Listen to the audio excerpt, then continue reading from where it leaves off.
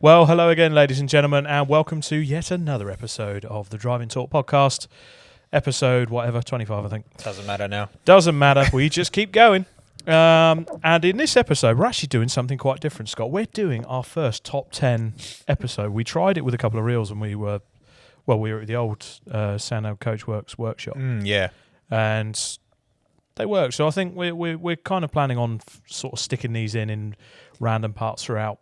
When there's nothing much exciting going on.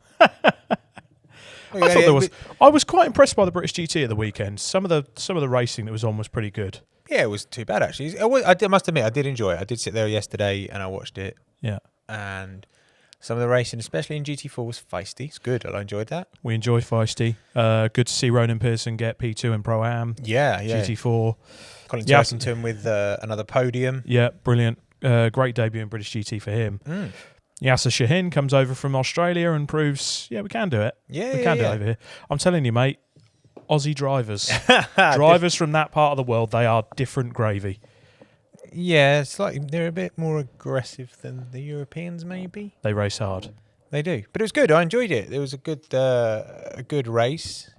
It's a shame there was a few failures. Darren Turner made a little bit of a boo-boo. Yeah, he did, didn't he? Yeah, and then had a little bit of a dressing down for... which was quite interesting. Just a bit. Well, it just goes to show, mate, all the experience and stuff. Sometimes multiple Le Mans winner. Yeah, sometimes you still fuck it up. Yeah, we're human. Yeah. It happens. Absolutely. We're not robots. No. But no, I enjoy. It was good. It was good to catch up on that actually yesterday. Yeah, it was. And apart from that, there was a bit of British endurance going on up at Alton Park and a bit of the Bark stuff. Yeah, I quite enjoyed watching the CNC Heads, Sports and Saloons. There's some crazy cars out on that grid. Yeah, definitely. And then we had Monaco Historic yesterday and Saturday. It was good. I was watching it, but the Class G, which is the sort of later F1 cars. Oh my God! How many safety cars and red flags do we need? I know. Jeez. I know. Such a shame. But nice seeing those classic cars around Monaco again. Stuff that's slightly more nimble. Just a bit. Yeah. So no, it was good. I enjoyed that. Now on to some proper racing. Okay. The British Touring Car Championship has had quite a storied success over the years. And the one thing that always crops up, we're all fans of different periods. We're all fans of different sort of times, places. The British Touring Cars has been our go-to thing growing up. We were very lucky to grow up with the Super Touring era. Yeah, definitely. And we have put together a top 10. So that's what this episode is actually going to be all about. This is our definitive top 10 list. Top 10 British Touring Car drivers, best drivers of all time. Our lists don't match, do they? No. So the way we've done it, similar to, I guess, Bring Back P10s do it. So Scott did a top 10, I did a top 10. We added up the points, and then we did a combined top 10. And that's what we're going with. So, I mean, some of the people that missed out, these people haven't even made the cut when you've got the likes of champion Andrew Jordan, Rickard Rydell, Anthony Reid, Jack Sears, Frank Gardner, Frank Sittner, Rob Gravitt. Yeah. Chris Hodgetts. We were torn over a load of them. I know we were very, very much torn because there are some impressive drivers there amongst all sort of eras of the British Touring Car Championship. But, we have taken into account certain aspects of the sort of eras that they were in, which means that the grids were different. And certainly before 1989, the championships were, I wouldn't say more spaced out, but... No, I think that's a good way of putting it. Yeah, but 1989, Cleland's first win, the fact that he himself said it didn't feel like he'd won the championship because he was in a lowly Astra. But you have to play the system, and he played it well. He did. He did what was 100%. Required, so that wasn't his fault. A worthy champion. It's not as if he's going to hand it back now, is it? No, and that's that. I don't deserve that. There you go. If that was the case, Tim Harvey might give his back. Bait. Or at least give it to Steve Soper. But the fact that when you look back at the people that we have missed out on, you've got Frank Gardner with 3 championships, Bernard Unett with 3. you know, Jack And Sears has won these, 2. some Richard of these Longman. were back to back as well. Yeah. These were way back in the day. You know, we haven't got Chris Hodgetts in there. He won 2 titles. Richard Longman, he won 2 titles. We haven't got Fabrizio Giovanardi on any of our lists. He won 2 titles and dominated in that small period. He really did, yeah. With Vauxhall. Jeff Uren, Jock Shepherd, Sir John Whitmore, John Love. We haven't got the great Jim Clark in there, which really... But he only won the British Touring Cars once. Yeah. It was kind of a part-time... Because he was winning everything else, I suppose. He was winning F1 instead. So there's so many people in there that we could put in there.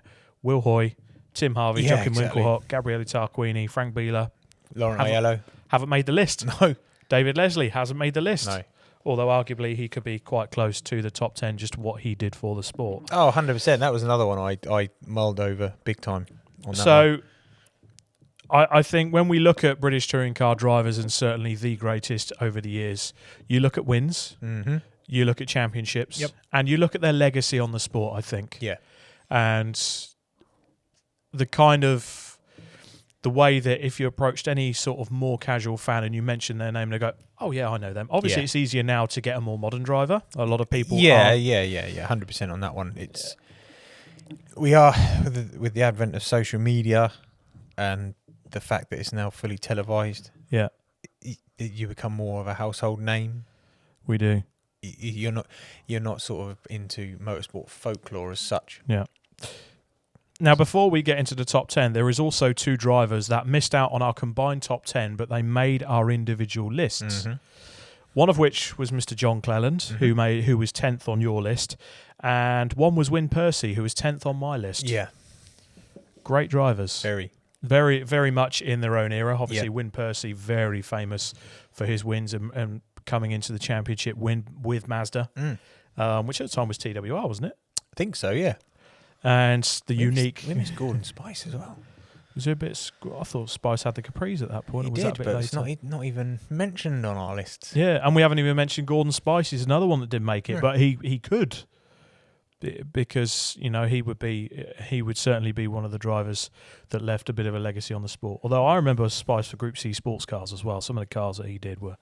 for me it's always about the Capri. The Spice C2. Awesome. I think for me, an awesome car. Group C sports cars was just different gravy. Epic. Definitely. Like the pinnacle, basically. It was. Maybe we'll touch on them soon. Oh, I think we will definitely touch on them soon. So, going by our final top 10, at number 10. Well, do you want to do our lists individually first? I think we're going to... our list combined, so there's only 2 drivers that missed out from the combined top 10. And... obviously, that was the aforementioned John Cleland and Wyn Percy. So our final top 10, combined top 10, at number 10 is Mr. Bill McGovern in the Hillman Imp. Now, he featured at number 9 on my list, but he didn't make your top 10. No. Why is that? Just a little bit before my time, obviously, and before yours, which is surprising. But I just feel like there are drivers that accomplished more within touring cars. He was a 3-time champion. And I think if you think of the Hillman Imp, that is Mr. Bill McGovern. Yeah, I didn't base mine solely on championships. No. I took mine on not just wins, but the whole appeal and what they brought to the championship. I think if you look back now at historic racing, especially touring cars, Bill McGovern and what he was doing up there, the way they set those engines up, I mean, they would... to get something out of a tiny little Hillman Imp and win those championships as he did. Yeah. And dominated in that tiny little Imp. He's got to get in the top 10 for sure. You could say the same thing about Richard Longman. Yeah. In the Mini. And Frank Gardner. Exactly. He was a 3-time champ. So I get it. So, yeah. But I think for me, Bill McGovern, because the car that he raced in was made a bit more iconic because of it. When I think of Frank Gardner, I think of Frank Gardner because he did Formula One and he was a fair dinkum Aussie and he came over, raced brutal V8s. Yeah, the big Camaros. But Bill McGovern, because he's always associated with the Hillman Imp as well, it's also that legacy. It's almost Paddy Hopkirk and the Mini sort of legacy. There we go. But yeah, for me, not the biggest fan of the Imp anyway. But why not? Minis were better. Why are you anti-Imp? I'm not anti-Imp. Just Minis were better. They're cool. They're quirky. They are very cool. They're quite unique. Yeah. And I think there's a few being raced in historics now that are being raced very well by their owners, which is quite cool. Oh, God, yeah. One of the best ones I've seen has had a V8 in the back, though. Who was that? It's on the short ovals. Oh, okay. Yeah, I'm going to have to look that up, I think, ladies and gents. Yeah. Pretty I'll get cool. moaned at because I actually can't remember who it was. He used to race down at Hornby. He had it for years. I'm pretty sure he still got it, actually. That thing was awesome. Very cool. I'm definitely going to have to look that up. So, on to number 9, and it's actually a draw. It's a tie because they both got equal points, and that is James Thompson and Tom Ingram. So, on our individual lists, James Thompson didn't feature on your top 10, but he featured at number 8 on mine. Yes. So, he got the required number of points there. And Tom Ingram didn't feature on my list, but he did feature on yours in the same position. So, he was 8th in yours. James Thompson was 8th in mine. And to be honest, I think if you put the two drivers together, they're about the same when it comes to stats, both with 2 drivers' titles. Yep. Both with many, many, many wins. But I think for me, what really draws James Thompson out, if I was to put them both side by side, I would pick James Thompson. Okay, why? First of all, how he came into the sport with the 405? In the 405 in Super Touring. Farmer's son. Yeah, and son of a rallier. And came in the 405, turned some heads in 1994, got the Vauxhall Works deal in 1995 in peak Super Touring. And I think being John Clennan's teammate at that point... Tough ask. Very much a tough ask. That's the missus ringing me from Greece. Very much a tough ask. I think Tom Ingram has only really ever done it in NGTC, which isn't his fault because he's only ever raced in the NGTC in the NGTC era. But if you look at James Thompson, when he started in 1994, and before that he was in Group N, won in Group N, was absolutely fantastic in Group N. Came through Super Touring, raced for Vauxhall, turned heads, came up well against John Cleland in the... Came back from a huge shunt. Potentially a career ender at Knockhill. Then got the Honda Works deal with ProDrive. And did so well. And to be honest, I think if he hadn't had that shunt in round 1 in the year 2000, I think Thompson would have fought Menu for that title. Ooh, that's a tough ask. It was a tough ask because I think Christensen and Thompson and Tarquini, because I think Tarquini was run by JAS Motorsport. It wasn't WSR. Yeah. I think WSR got more out of that Honda Accord. Yeah, I'd go with you on that one. And I think if he hadn't had that accident, which did trigger some injuries and he wasn't 100% in the year since. Those Mondeos, though, were just mega that year, weren't they? £1 million cars. Exactly. Best touring car ever made. But I think if you put the two drivers side by side, James Thompson just edges it for me. I don't know. I think it's awkward. Again, you have to put them side by side. But if you were to put them in a car, in the same car, in their pomp. So Tingram essentially is very much in his pomp now still. Yeah. I still think Tingram's got it. Yeah. On the raw speed, they're fucking quick. But then I think James Thompson could in his day as well. Yeah. I kind of look back to Alton Park. So he had the clash with Jason Plato. It was 99, wasn't it? Yeah. And in the second race, because he had a bee in his bonnet, he just took off, fucked off up the front of the field.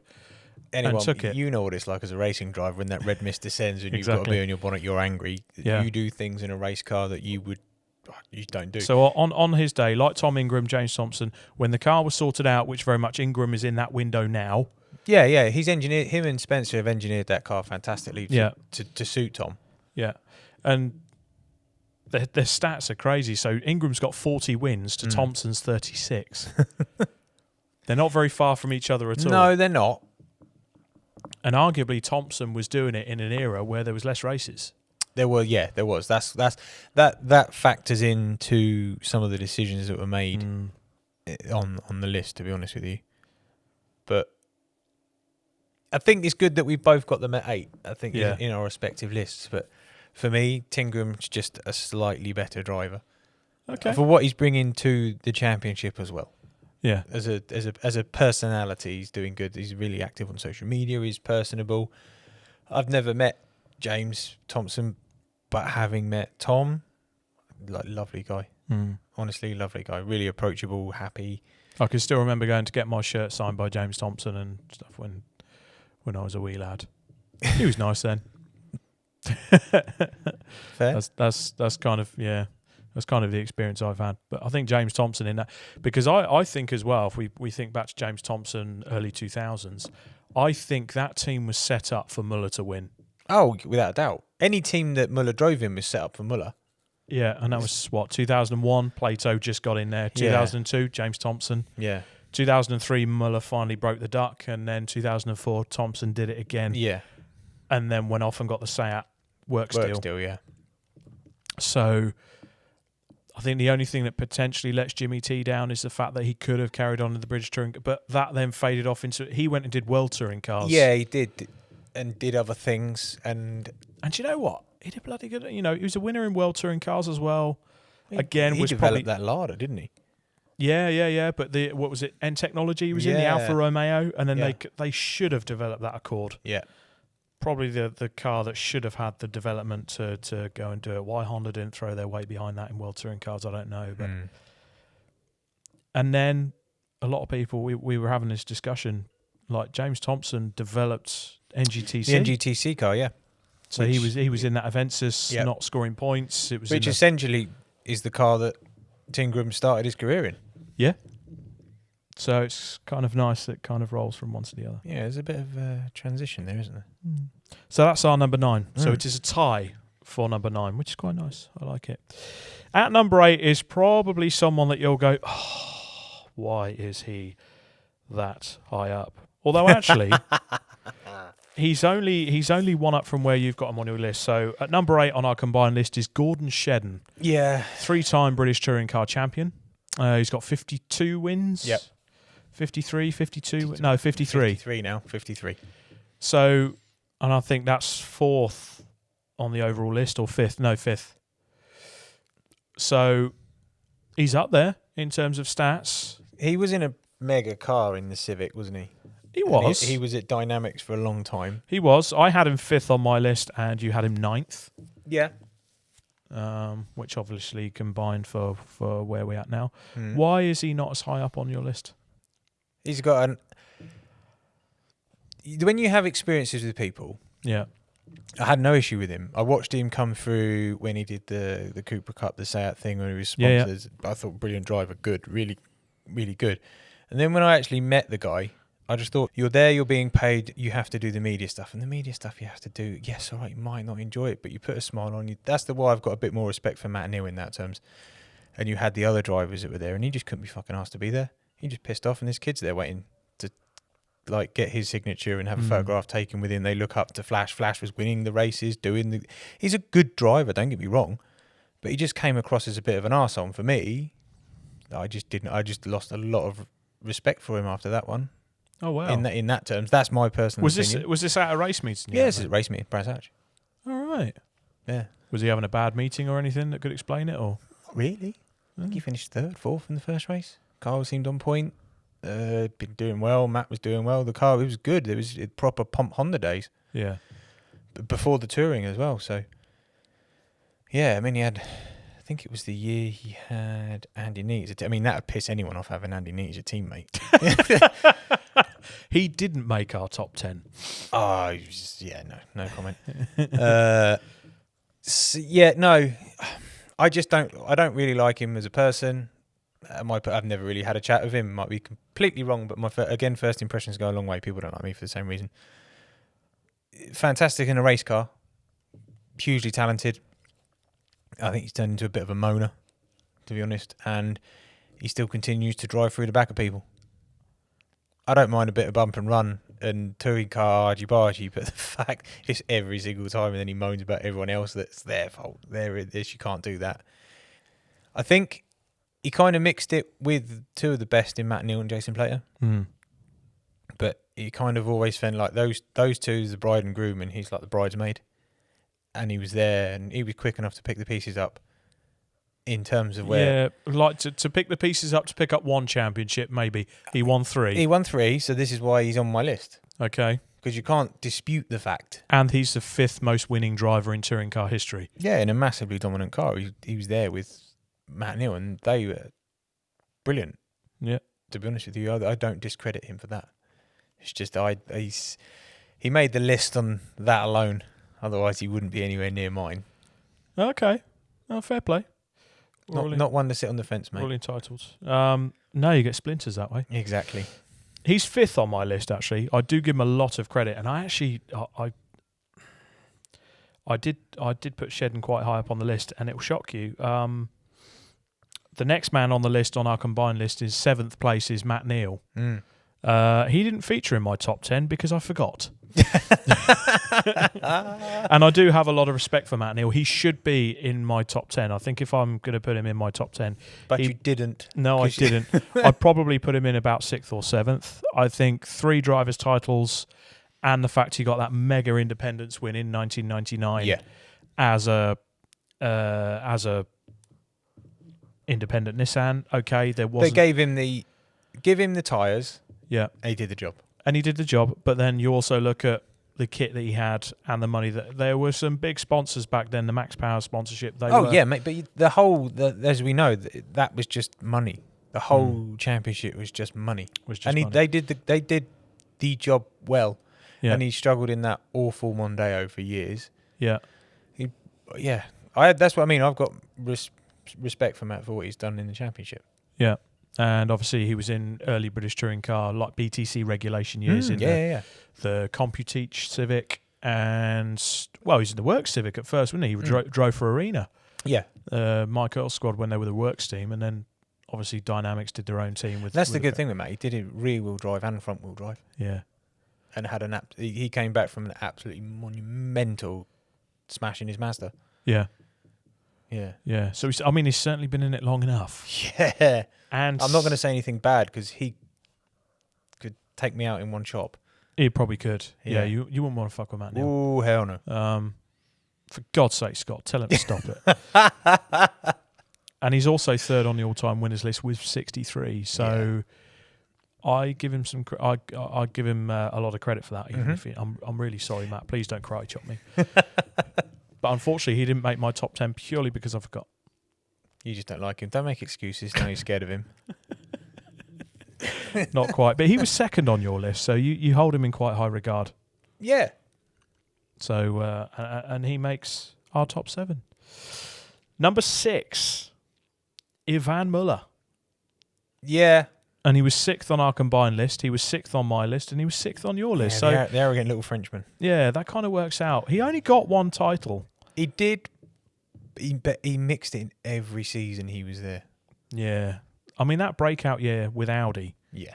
In British touring cars. Everyone knew of his pedigree. He'd done the Touring Car World Cups, and everyone knew who Ivan Muller was. Yes. And then when he came into the British touring cars, it was like, whoa. And then you had that breakout win with the Vectra at Brands. Yeah. 99. Arguably, I think if Triple Eight had got their shit together in the year 2000, and without a doubt, him and Jason were trying to take it to the Fords. Yep. If they perhaps had backed Muller instead of Plato and told Plato to get back in his box, which wouldn't have happened anyway because Plato would have told him to piss off. But yeah, that was always going to be fireworks with those two as teammates, wasn't it? Yeah. And I think it hindered the pair of them, to be honest. Yeah, I think so. I think JP could have had more titles. Imagine JP in a Mondeo. Oh, that's weird. You put good though, innit?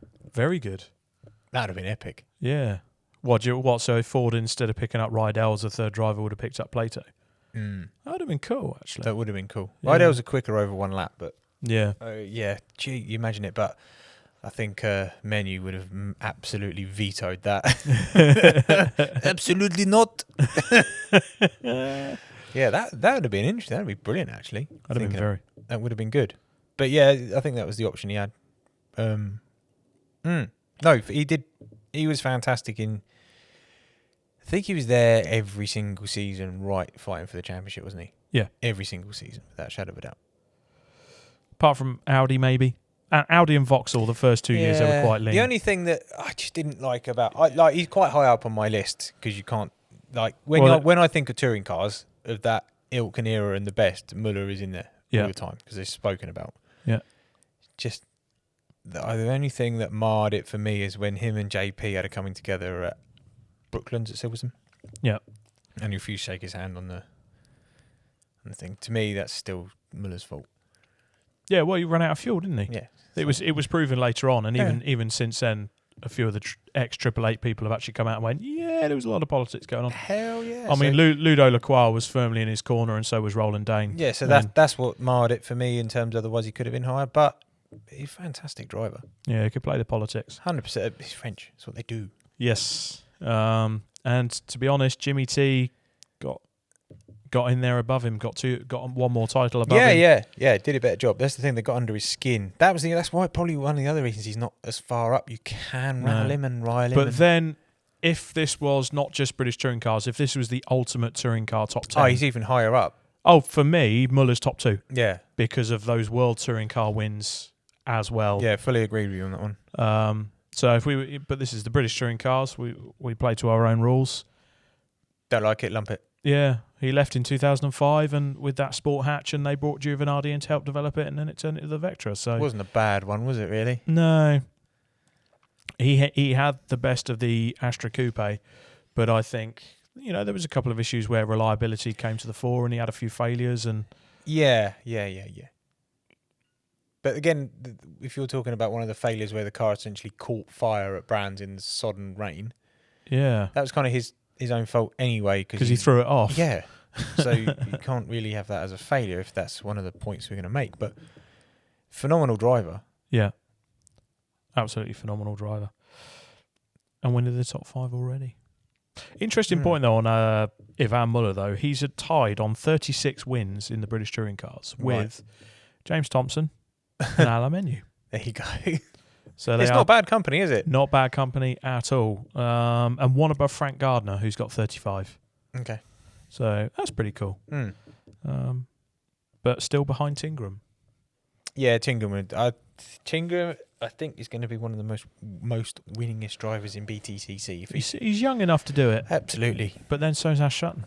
So anyway, more on that. Whether Ash stays with touring cars. Yeah. He's doing good stuff in GTs. Okay, so speaking of Ash Sutton, in at number 5, Ashley Sutton. As in a shocker there. 4-time British touring car champion. He was 4th on my list. Yep. And he was 7th on your list. So you've ranked him a bit lower than the likes of Menu, Muller. Mm-hmm. Why? Just literally, it's just because I hold the other drivers in slightly higher regard, just because of the machinery they had and the era of which they raced in. That's pretty much it, because Ash is well up there. I think so. I think what he did to that Subaru in winning the championship. He can drive front-wheel drive and rear-wheel drive. Yes, and drive them very well. Exactly. Whereas some people can't adapt, he can. Yeah. Well, he went into that Subaru setup. He went in and won the championship with that Levorg when they were setting that up for Plato to win the championship. Yeah. So as soon as he did that, he turned heads. First championship, big tick. And then when they got behind the Laser Tools, as it was known then, the Laser Tools Infinity, and won the championship twice, everyone stood up and took notice. Yeah, he was awesome in that thing. Absolutely awesome. A man to be feared in a car to be feared. Yeah, because that car was absolutely nowhere until it got in the hands of Ash Sutton and the engineering team, which was BMR. BMR. It says a lot when Colin Turkington has to dig that deep to beat you. Yeah. And for someone that young to do it as well, that was just, that was epic. Yeah, that wasn't just turning heads, that was turning the screw as well. Oh, massively. That was probably some of the best racing that I've seen when he was behind the wheel of that Infinity, fighting against Colin Turkington, who again is also on our list, but a little bit higher up, just to give you a bit of a spoiler alert. Don't spoil it. But Ash Sutton only comes in at number 5. I mean, he was higher on my list than what other people would argue is one of the greats. And we'll come to that. But he was 4th on my list and 7th on yours. If you put it in the company of who he's in there with, I think that's kind of a good point. I mean, he's in there above Tingram. I think so. So, and obviously he's 2 titles more than Ingram. Exactly. And he's on 49 wins. whereas Tingram's only on 40. I think, actually, did Sutton come into the championship a bit later than Tingram?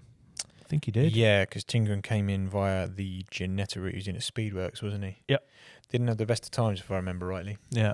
Struggled a little bit, whereas And Ash came into the sidekick of Josh Cook. Yeah. And in an MG and did a damn fine job. Yeah, he did.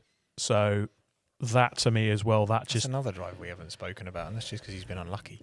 Very The unlucky. Ginger Ninja himself. Yeah. Still a damn good touring car driver. Yeah, so again, Josh Cook didn't make our top 10, but if he'd have had the better rub of the green in certain teams, I think he should have been. There's a lot. Yeah, jeez. There's so many drivers that could have been. But I think Ash Sutton will get his 5th title, and then he'll bugger off into the sunset being the most title-winning driver of all time. You think so? You don't think he'll go after JP's 97 wins? He hasn't got far to do it, has he? No. Potentially. He could hang out for another couple of years. Let's see. Let's see. But Ash Sutton, 5th on our list. Mm-hmm. In 4th is someone that is arguably one of the greats, Andy Rouse. Yep. 3rd on your list. He's only 7th on mine. That's not good enough, Rob. Why? It's not good enough. Why? He was the benchmark. Okay. Yes, he was. The absolute benchmark. And not only as a driver, but as an engineer, someone that can develop a car, did it in rear-wheel drive, the absolute monsters that were the RS 500s. Never won a title in one, though, He did he? didn't, no. But you think of an RS 500, who do you think of? Soper. Who would do? Oh, Texaco colours, yeah. No, not really. Actually, no. If you said RS 500, I'd say Dick Johnson.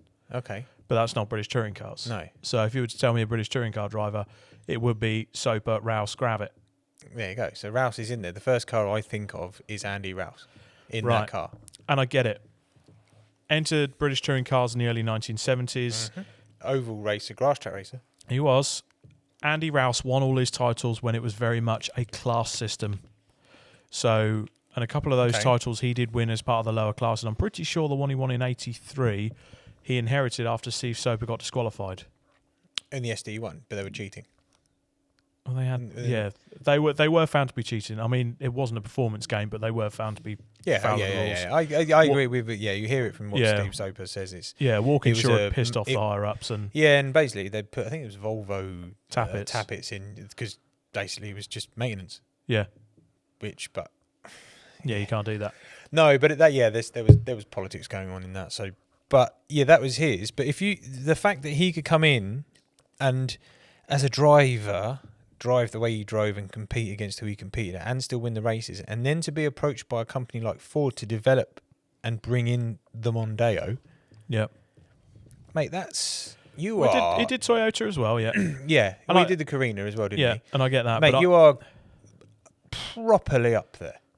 I think he was up there, but not as... I wouldn't hold him in as much of regard as the others. So I've got Muller, Shedden, Sutton, Turkington, Plato and Menu above him. And I stick by that. Okay. I think Andy Rouse kind of got found out as soon as it became the 2-litre formula.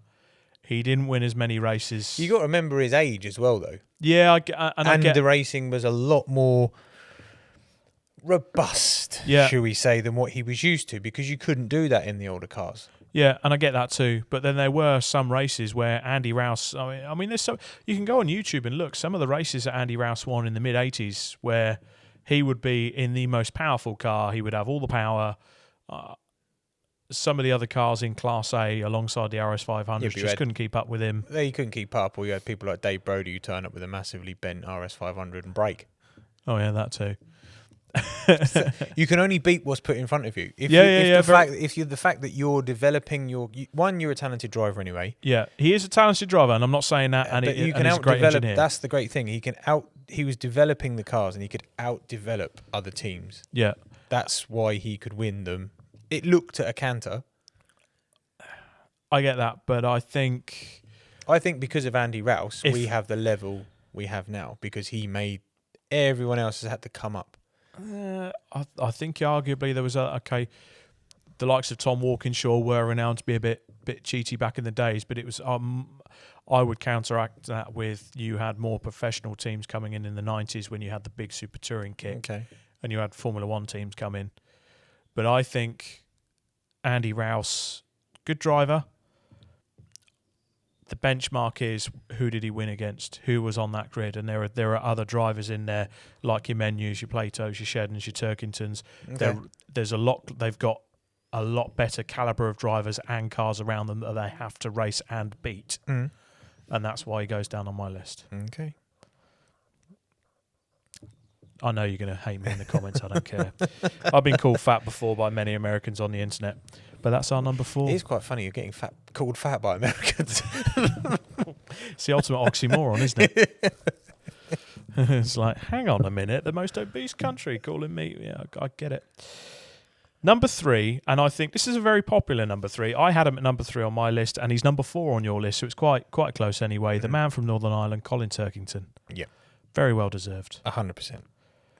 And I think 4 drivers' titles, manufacturers' titles. I think we associate him with BMW. I think, yeah. But I think when Colin came in with Team Atomic Kitten in 2000, and he was in an MG for ages. He was. For like 5, so it was 2002 to 2006. Then he had the BMW for 3 years, finally got his first title in 2009. Yep. Then he had the bit where we didn't see a lot of Colin Turkington because he was away doing the odd drives because GFC hit and he lost his drive, didn't he? Yeah. So the fact that he's come back now, he is a 4-time title winner and he is second on the list of British touring car winners with 72 wins. That is astonishing. I still think that'll rise. I think he'll come back again, I'll be honest with you. Yeah? Yeah, I think he'll do. I hope he does. Yeah. Just consistency, not always the fastest, but just knows how to win a championship. Smart up here. That's why he's so clever. He's almost like a Alain Prost of touring cars. Yeah. You know what I mean? Always known as a massively clean driver. Yeah.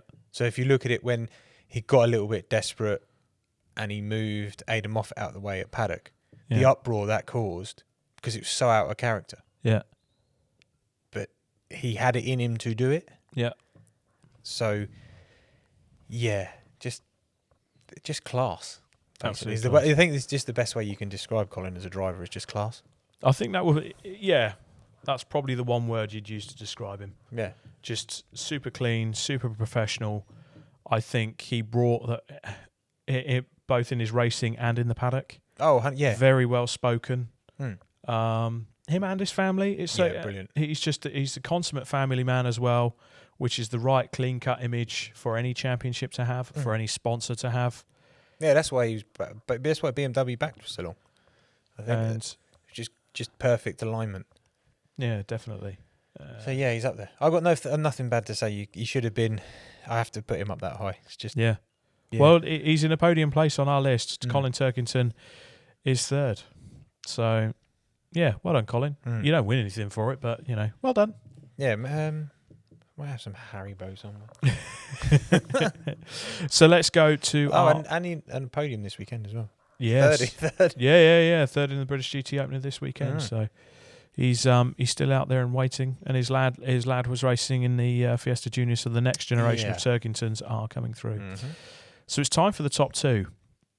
Let's have it. In second place, which is annoying. Because he is in second place because I put him at number 1 on my list. Yeah, I didn't. You had him at number 5, you Philistine. It's Alain Menu. Yep. Alain Menu is second on our all-time top 10 British touring car drivers. Let's talk about it. Phenomenal driver. Yes. Just phenomenal driver and won in one of the most difficult eras to win. 36 wins. Probably if you think of Alain Menu, you think of Renault. Oh, this literally you wouldn't put him in any. I know he raced for BMR in the Passat and stuff, but we forget about that. And even I know he won a title for Ford in the best touring car ever made. But as soon as you mention Alain Menu, you just think of the Caliber sponsored Laguna. Yeah, the yellow Laguna. That's it.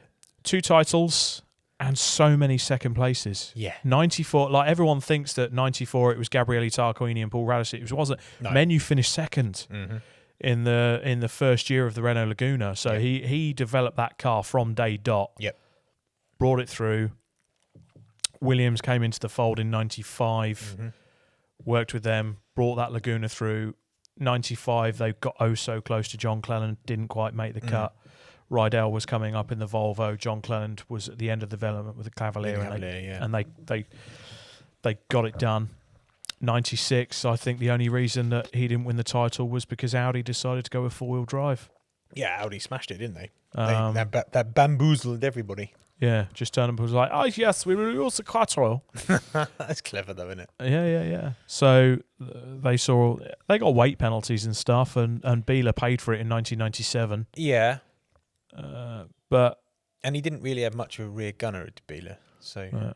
But I think Alan was just that clinical driver. Yeah. He had flashes of getting flustered in 98, I think, especially at Alton Park. Exactly what you think of. When he tried to throw Paul Radisic off twice in the funny Peugeot. though, isn't it? Very funny. Radisic knew exactly what he was doing. He definitely did, but it was what also, is this idiot doing? but it's also the commentary as well. It's like Bill Murray in Groundhog Day. I'm going to pass him again. And I think, there were moments where he could get flustered. There was a bit of that in 99 as well when he jumped across the Ford. Yeah, I think that was the biggest chink in his armour of such. But then he showed his class in 2000 to take that title. Yeah. Which should have been Anthony Reid's, and Anthony flustered and faltered at that point. Yeah. Because Anthony got the most points, but you raced what was put in front of you, the drop score system. Yeah. And he came through, got it done. So... Let's be honest, if you were to tell someone about Super Tourers, you have to talk about Alain Menu. Yeah. So that's the one driver that fully aligns himself with one era of British touring cars. Yeah. That puts him in folklore. Yeah. And then he went and did a bit of DTM, which was quite a poorly funded outfit, sort of GM program. Didn't really work out, and then went with Chevrolet to the World Touring Cars. Yeah. Which was good. But again, we're not talking about... Nope. British shores, British tracks. So I had Alain Menu at number one because of peak super touring, what he did, 2 titles, 3 second places, absolute consummate professional, and what he did for the Mondeo in the 2 years with ProDrive. Yeah, it brought that him on and Anthony brought it on massively, and the only one to win in that car in 1999 at Knockhill, just took off into the distance. It worked for him. Yeah. So, definitely I would go with Alain Menu. But at number one on our combined list, because he's second on mine and first on yours. Yeah. He's the man. It could only be one. He is the best touring car driver. Andy Neat. Sorry, Jason Plato. Yeah. Andy Neat's teammate. Jason Plato is our number one.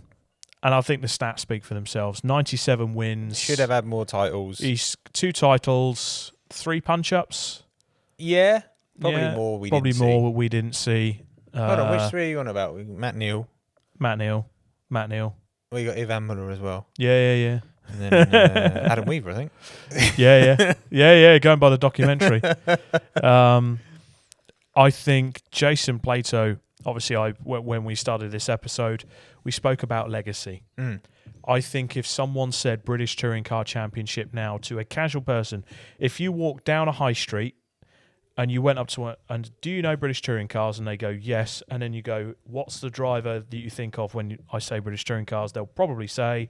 Jason Plato. There we go. I think even if they didn't know the British Touring Cars, you hear the name Jason Plato. Yeah. The fact he's done his TV work off the back of it as well is just...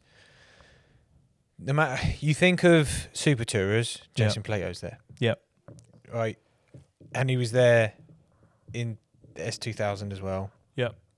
He's always managed to get himself into good cars. Had the issues he had with Vauxhall. Yep. And sort of was... Still won a title. Yep, he did. Cast away and then comes back. With Seat. And then Chevy. So he keeps bringing these manufacturers and brands He has the pulling power which most do not. Yeah.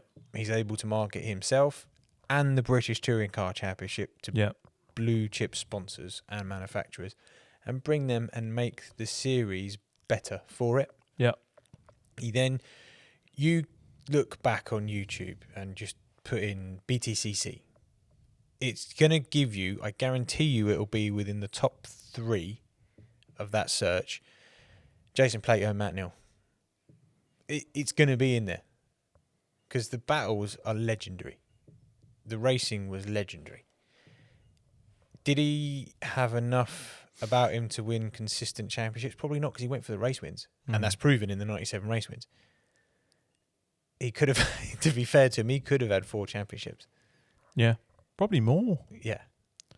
So if you spoke to people that know motorsport, everyone's going to have an opinion on him. Yeah. He's a Marmite driver. He was. I mean, back in the day with the rivalry with him and Matt Neal, I was on the Neal side because he came across as the ultimate pantomime villain. It's not your fault that you felt that way, but it's the wrong side. But there's always, it's the same in British touring cars, and it's the same V8s as well. There was at that time, you had Matt Neal and Jason Plato, British touring cars. V8s, it was Mark Scaife versus Russell Ingall, or it was Mark Scaife versus Ambrose Murphy. And there's always one side that will play the villain, and Jason did that perfectly. He did. He knew the brief, and he absolutely just exploited it to the most of what it's worth. Yeah, and he needed to. 100%.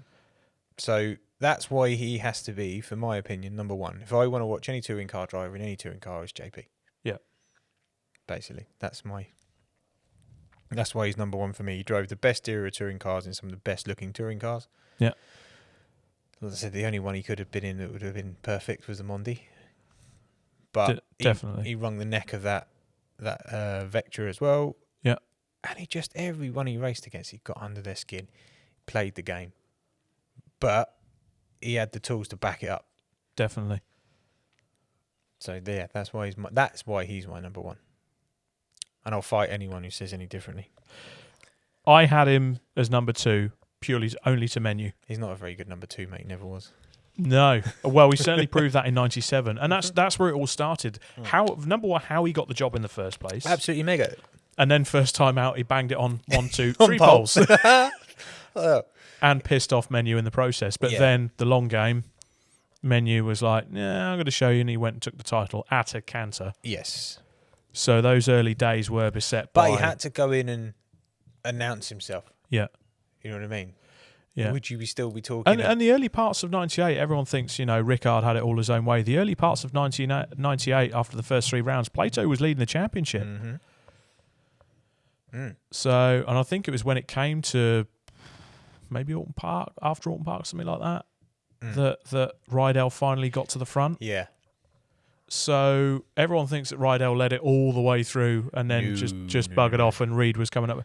But Plato was up there with Thompson in the first part of 98. 99 was just, he ended up fighting for 3rd place. The engines kept going. That was just not a good car when it come to the end of it, wasn't it? Williams had already announced they're pulling out. Yeah, Sedamo that were making the engines, they were just fragile. Yeah, exactly. So, and I think the year 2000, we know what happened in the year 2000. Thruxton kind of, at that point, you knew that lines were drawn in the sand. Very, very much so. That was a war, an inter-team war, wasn't it? Yeah, and then 2001 comes, he wins the championship and is told as he comes back in, fuck off. Yeah, no drive for next year. It wasn't even a polite, was it? No. It was grab your shit, off you go. Yeah. Oh, you won. Well done. Off your Trotsky. Yeah. Which is a shame. But he comes back with Sayat. Yeah. Just another manufacturer brought in. They're on a diesel as well. Yeah. Then MG. Chevrolet wins a championship. Yeah. Then MG. Then Subaru. Just utter class. And again, I opened up on this in the last episode, and a few people actually reached out after listening to that previous episode on Jason Plato and what we said about him, and we put a reel up about him as well. And I stand by it. That is probably one of JP's greatest legacies as well, is because he's come out about his mental health. Yeah. That's. There's not many drivers that would have the same impact as what he's had by doing what he's done. Definitely. So, but that's the way He is. He's a character. And I put my hands up. I admit that's a worthy number one there in Jason Plato. That is our top 10. Do you think there are any drivers other than the ones we've already spoken about? Yeah. Currently in the BTCC that can then work their way onto that top 10 list? Because we said there's quality. We've already gone over that. There's two I thought of straight away. Okay. And they're both in BMWs. Okay. Charles Rainford and Darrell DeLynn. I don't think those two will be in the touring cars long enough. You don't think? No. You think they're going to go GTs? Or? Yeah, I think they're professional racing drivers. And I don't mean that in a horrible way, because BTCC was a professional driver's sport back in Super Tourers, wasn't it? Right, you were paid drivers. These guys aren't paid. It's all done differently now. Tom Ingram has made a career at being a BTCC driver. Yeah. Ash Sutton the same. And there's no issue with that. Ash is now looking at other things, we think. Well, he's going to do GT racing. Yeah, Jake Hill as well. I thought Jake would have been someone he is a BTCC driver. Stayed around and got the records. 100%. He's good enough, without a shadow of a doubt. And he's not made our list. Right.